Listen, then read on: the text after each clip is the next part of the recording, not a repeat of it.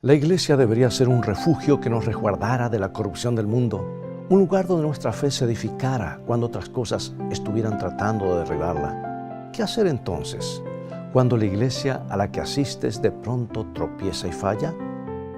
¿A dónde ir cuando nuestra propia congregación está afectando nuestra fe? Toma tu Biblia y en un momento más regresaré para que la estudiemos juntos.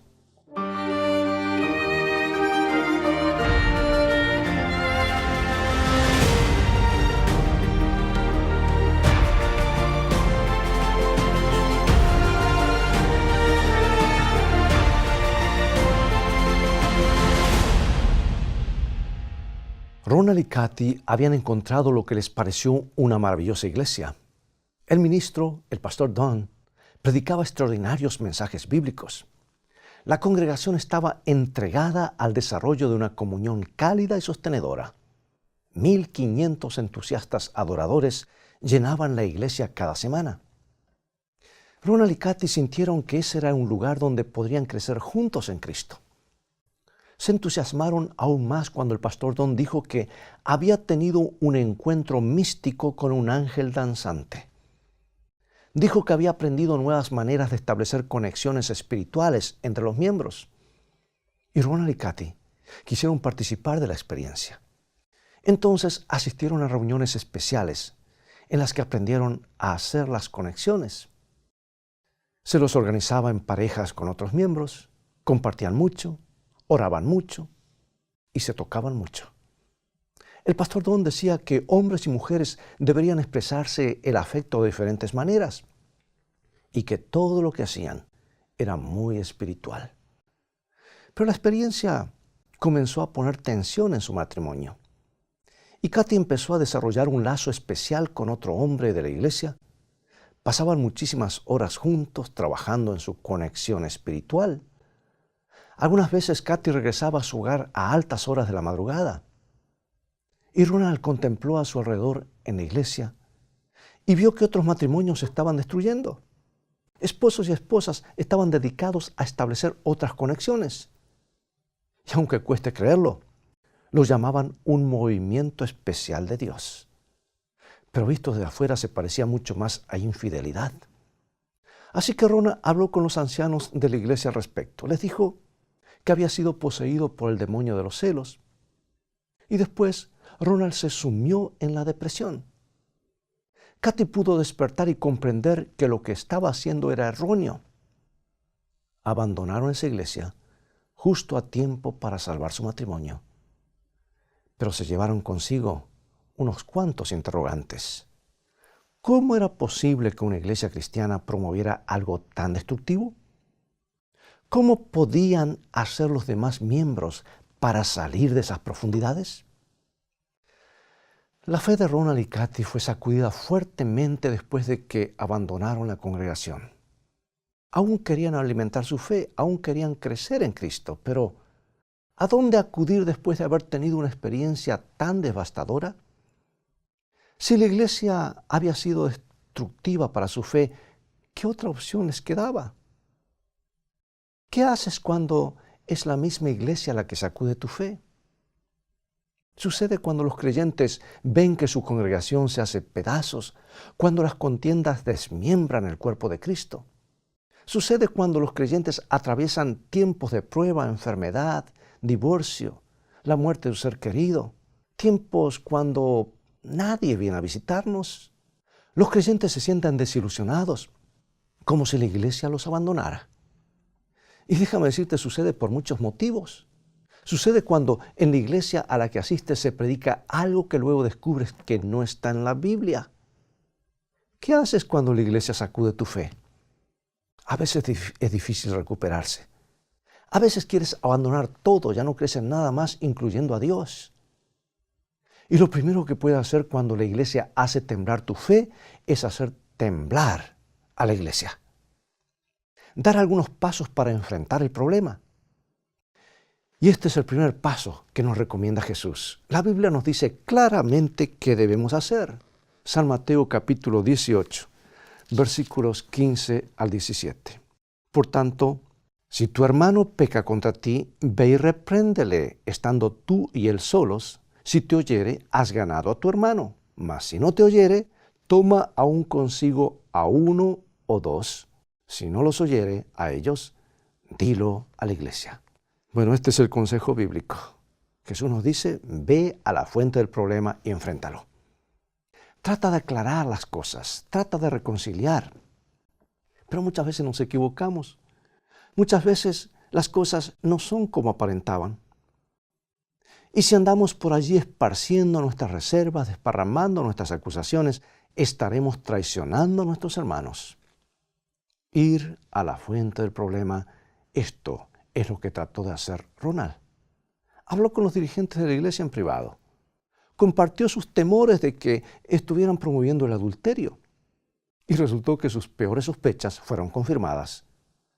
Los líderes pensaron que cualquiera que no estuviese de acuerdo con ellos era del diablo. Entonces Ronald y Kathy tuvieron que dejar la congregación. A veces eso es necesario. Cuando la iglesia sacuda tu fe, tú sacuda a la iglesia. Trata de confrontar el problema de la forma apropiada, como Dios nos dice en su palabra. Trata de aclarar las cosas. Podrás descubrir que habías malinterpretado los acontecimientos o estarás en condiciones de modificar las cosas. Pero si el problema es de naturaleza moral o espiritual y no se puede resolver, si la iglesia continúa siendo un ambiente destructivo, es posible que tengas que separarte de ella. Es posible que tengas que apartarte de una situación poco saludable y nada bíblica. Y esto nos deja frente a un punto verdaderamente crucial. Porque a veces las personas que tienen que dejar una iglesia se ven tentadas a abandonar también la fe. Es que con la iglesia habían encontrado un hogar para su fe.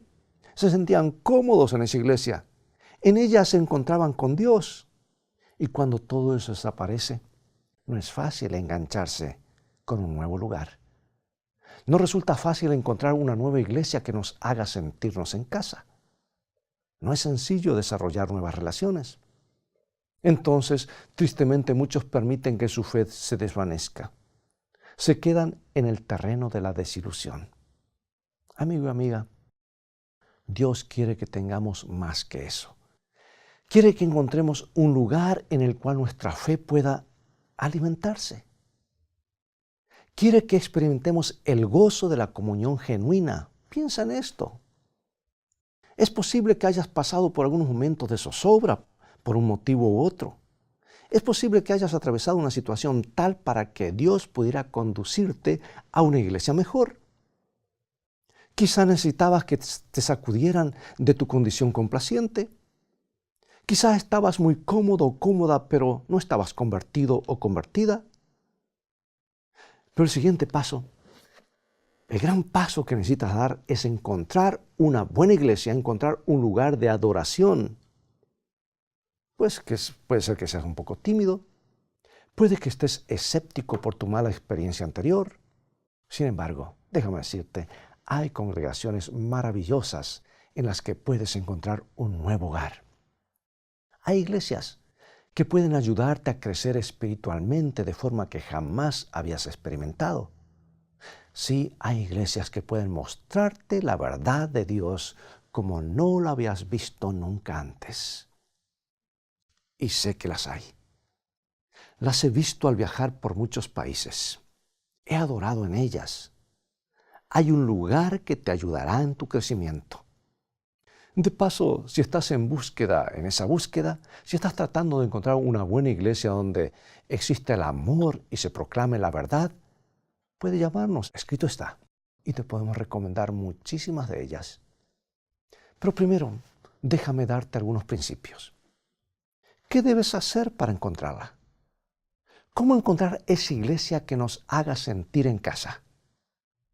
Veamos algunos consejos bíblicos específicos. Esto es lo que tienes que buscar. Estas son las señas de una iglesia sana. Y cuando te has desilusionado con tu iglesia, es el momento de reconsiderar cómo debe ser la iglesia, ¿verdad? Y la Biblia la describe. Veamos lo que el apóstol Juan dice al respecto, o escribió al respecto. En su primera epístola, trató el problema de los falsos maestros religiosos. Ya los había en esa época, los hay hoy también. ¿Y cómo podían los creyentes comunes, probar las afirmaciones de esos falsos maestros? Aquí está. 1 San Juan capítulo 4, versículos 1 al 3. Amados, no creáis a todo espíritu, sino probad los espíritus si son de Dios, porque muchos falsos profetas han salido por el mundo. En esto conoced el Espíritu de Dios. Todo espíritu que confiesa que Jesucristo ha venido en carne es de Dios, y todo espíritu que no confiesa que Jesucristo ha venido en carne no es de Dios. O sea que Juan dijo, comprueba lo que dicen esas personas. Fíjate si reconocen que Jesús ha venido en la carne. ¿Por qué esa prueba? Porque, amigos, en este tiempo, y en ese tiempo, especialmente en el primer siglo, y los hay ahora también, los apóstoles estaban enfrentando la herejía gnóstica. El gnosticismo sostenía que solo el espíritu era bueno y toda la materia era mala.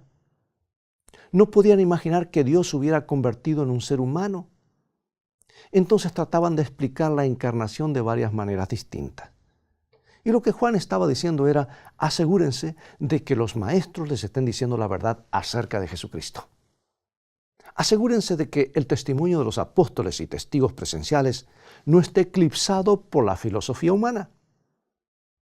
Eso quiere decir simplemente que la verdad importa. La verdad es importantísima. No se trata de asuntos emocionales, sino hay una verdad que cambia y da sentido. Y la verdad acerca de Jesucristo es la más importante de todas. Por lo tanto, amigo y amiga, busca una iglesia donde la verdad acerca de Jesucristo sea importante. Todo el mensaje de Jesucristo, no solamente una parte. Busca por una iglesia donde se lo honre como Salvador y Señor. Busca una iglesia que eleve y sostenga la palabra de Dios, toda la palabra de Dios. Piensa en la iglesia de Ronald y Cathy, que ellos que vieron apartándose de los principios. Muchos de los que la abandonaron al mirar atrás pueden darse cuenta de que la iglesia se alejaba cada vez más de la palabra de Dios.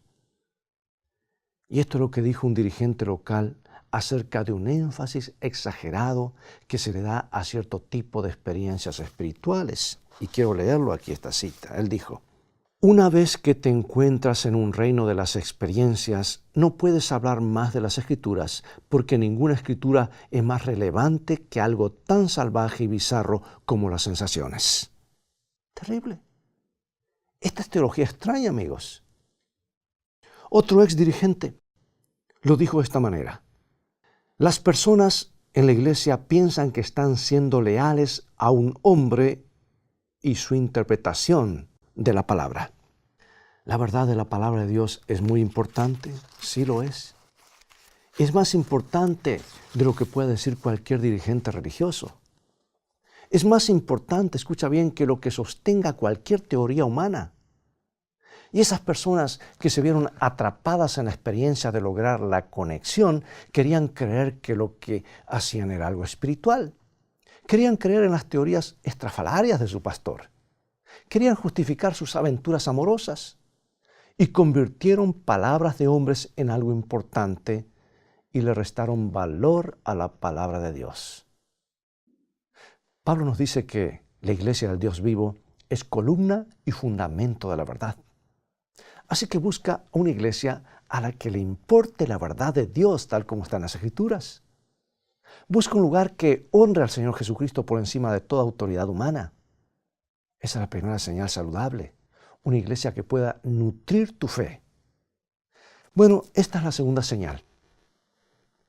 Como lo dice el apóstol Juan en su carta también, 1 San Juan 2, 9 al 11.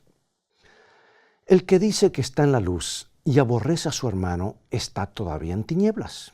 El que ama a su hermano permanece en la luz y en él no hay tropiezo. Pero el que aborrece a su hermano está en tinieblas y anda en tinieblas y no sabe a dónde va porque las tinieblas le han cegado los ojos.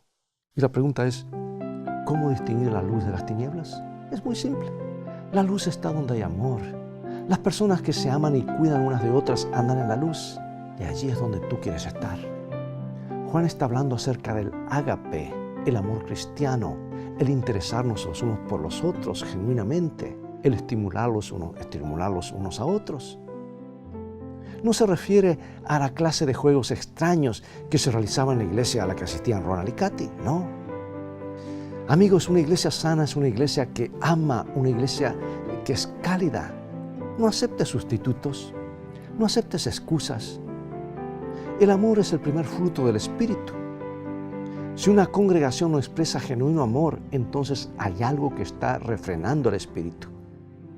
Y Juan nos ha mostrado cómo debe ser la iglesia. Un lugar donde los miembros se amen unos a otros. Y el Nuevo Testamento nos insta a hablar de la verdad con amor y en amor. Nos insta a amar la verdad y nos insta a amar en verdad. Se nos dice que la purificación de nuestras almas se obtiene obedeciendo la verdad en el amor sincero entre los hermanos. La verdad en una mano y el amor en la otra van juntos. Son dos valores destacados vez tras vez en el Nuevo Testamento. Son dos cosas que la iglesia necesita tener. Y en el libro de Apocalipsis, el apóstol Juan identifica a la iglesia de Dios en los tiempos finales. Mira lo que dice Apocalipsis 12:17. Dice que son los que guardan los mandamientos de Dios y tienen el testimonio de Jesucristo. Ahora, esto es muy importante. Es una de las maneras en las que el amor y la verdad caminan juntos. Cuando amamos la verdad, obedeceremos los mandamientos de Dios. Jesús dijo, si me amáis, guardad mis mandamientos. Y la verdad siempre se manifiesta por medio del amor. Es más, la obediencia es la prueba del verdadero amor. Y los mandamientos de Dios nos muestran cómo amar mejor, porque se refieren al amor de Dios y al amor al prójimo. Dios nos ha dejado una idea clara de lo que tenemos que buscar en una iglesia. Busca una iglesia donde la verdad acerca de Jesucristo sea importante. Busca una iglesia donde los miembros se amen unos a otros. Y busca una iglesia que obedezca a Dios por amor y guarde sus mandamientos. Dios tiene una iglesia para ti. Dios tiene un lugar donde tu fe pueda alimentarse. Cierta tarde, Mónica descubrió el lugar que Dios tenía para ella inesperadamente. Estaba conduciendo su automóvil con un compañero de trabajo llamado Ralph en dirección a una casa que estaba en un suburbio del sur de California. Iban allí a conocer la propiedad ya que ambos eran agentes inmobiliarios. Y Ralph comenzó a hablar de las verdes colinas y cuán hermosas se veían después de las lluvias invernales. Y de pronto, sin que tuviera ninguna relación con la conversación, exclamó, imagínate qué hermoso será cuando Dios venga a buscar a su familia. Y Mónica lo miró. ¿De qué estás hablando?, le dijo. Ralph era adventista del séptimo día y comenzó a describir el día maravilloso cuando Cristo retornará a este mundo para crear una nueva tierra. Y Mónica nunca había conocido a alguien que anhelara tanto encontrarse con Dios. Y Ralph le mostró un Dios tan real, tan amoroso y tan cercano que le hizo sentir celos. ¿Cómo podía hacer para conocer a ese Dios? Bien, muchas cosas habían sucedido en la vida de Mónica que le habían distorsionado la imagen de Dios. No se había sentido protegida en las iglesias a las que había asistido. Y Mónica había llegado a ver a Dios como un capataz severo. La iglesia de su infancia ponía énfasis en los rituales y la tradición, pero había poca enseñanza de la Biblia.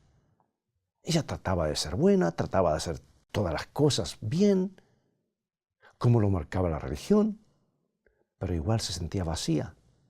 Pensaba que nunca llegaría a ser lo suficientemente buena como para lograrlo, para que Dios la aceptara.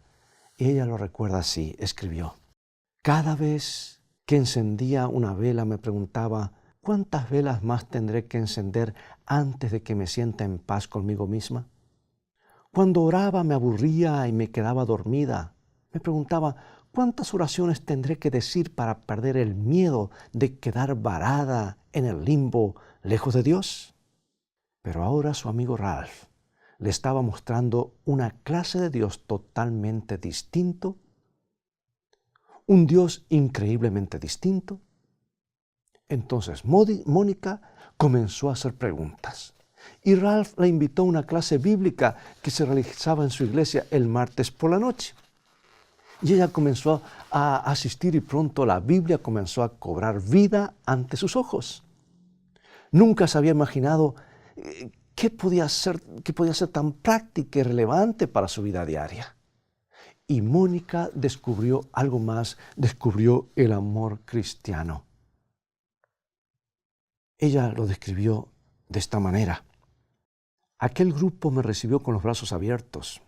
Me hicieron sentir como si siempre hubiera estado con ellos. Yo tenía demasiadas preguntas, pero fueron pacientes y comprensivos. Estaba pasando por una situación difícil y ellos siempre oraban por mí. Me llamaban durante la semana para preguntarme cómo estaba. Dejaban mensajes de ánimo en el contestador. Me hacían sentir que yo les estaba dando algo a ellos, cuando era yo la que estaba recibiendo muchísimo más. Y Mónica, amigos, comenzó a disfrutar de la fraternidad de la iglesia adventista a la que asistía Ralph todas las semanas. Asistió a las clases bíblicas, donde aprendió más verdades maravillosas de las Escrituras. Un día, el maestro, un amigo mío que se llama Lloyd Wayman, les habló acerca de las promesas de Dios que están en San Juan capítulo 1, versículo 9. Si le pedimos perdón, Dios es fiel para perdonar todos nuestros pecados. Y Lloyd, este pastor de experiencia, le dijo que todo lo que tenemos que hacer es pedirlo. Y Mónica lo miró extrañada. No puede ser tan fácil, pensó ella. Ella había vivido toda su vida tratando de ser merecedora del perdón. Todo lo que tenía que hacer era pedir. No había nada que pudiera hacer para ir al cielo, salvo creer en Cristo como su Salvador. Bien, finalmente pudo incorporar esa maravillosa verdad y nunca volvió a ser la misma persona. Se había encontrado con un grupo de creyentes que tenían una relación con Dios como con un amigo, alguien en quien podían confiar. Y decidió que ella también sería amiga de Jesús. Mónica había encontrado una iglesia donde su fe podía alimentarse, una iglesia que levantaba las verdades de la palabra de Dios. Hizo un compromiso por medio del bautismo y se incorporó a una fantástica familia nueva. Amigo y amiga, si has tenido un conflicto con este punto porque sientes que la iglesia te ha decepcionado, quiero decirte que Dios no te ha decepcionado, amigo y amiga. Él te está buscando. Puedes encontrar un grupo de hermanos y hermanas en una iglesia donde hay amor, donde hay verdad y la Biblia es el fundamento. ¿Por qué no hacerlo ahora? Amigo y amiga, si estás buscando un hogar espiritual, si estás buscando un lugar donde tu fe pueda crecer sin limitaciones, confía en que Dios habrá de guiarte. Te conducirá paso a paso. Pregunto, ¿por qué no confías en Él? Y que Él lo hará en este mismo momento. Es un acto de fe.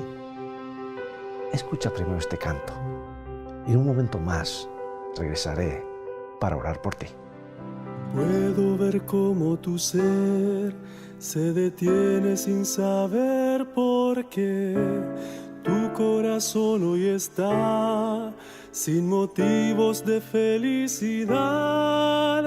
Yo soy aquel que a tu vida soplo dio. Puedo entender que en tu andar las caídas te han hecho sufrir y que la oscuridad solo rastros vacíos dejó. Todo lo que del ayer en tu vida ha causado dolor, puedes en mis brazos siempre dejar. Comienza hoy junto a mí. Puedo tu vida cambiar, puede mi luz restaurar todo lo que fue dolor y penas. ser, en tu alma pueda morar. Puedes confiar que con mi amor siempre estaré.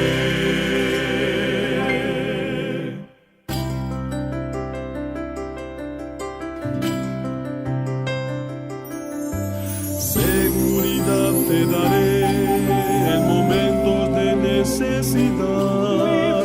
Libre en mí tú serás, tus anhelos te haré alcanzar. Solo te pido que creas que terminaré la obra en ti. Mi vida di para que desde hoy puedas en paz descansar. Puedo tu vida cambiar, puede mi luz restaurar todo lo que fue dolor y penas. Ay, deja que todo mi ser en tu alma pueda morar. Puedes confiar que concedo allí siempre estaré. Mi vida cambiar, Jesús, tu luz me abrazará. Todo camino que desees seguir, guía, solo tu rostro verán, tú solo en mí vivirás. Puedo creer que ya nuevo soy, solo en Jesús. Puede tu vida cambiar.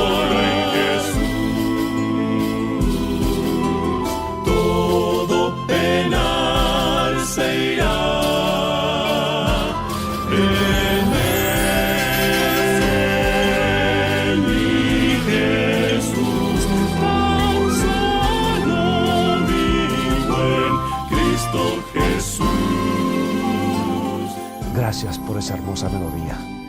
Acompáñame en oración. Querido Padre, gracias por crear un lugar para cada uno de nosotros. Te pido que cada persona que está buscando tu verdad pueda sentir la guía de tu Espíritu. En el nombre de Jesús oramos. Amén. Bien, es todo el tiempo que tenemos por hoy. Ha llegado el momento de despedirnos. Gracias por haber estado hoy con nosotros en Escrito Está. Te invito a continuar estudiando los mensajes de esperanza de la Biblia. Visítanos en nuestro sitio de internet escritoestá.tv, donde podrás obtener gratis una variedad de estudios bíblicos que te ayudarán en tu caminar diario con Dios. Mientras tanto, Dios te bendiga y te guarde, y recuerda, escrito está, no solo de pan vivirá el hombre, sino de toda palabra que sale de la boca de Dios.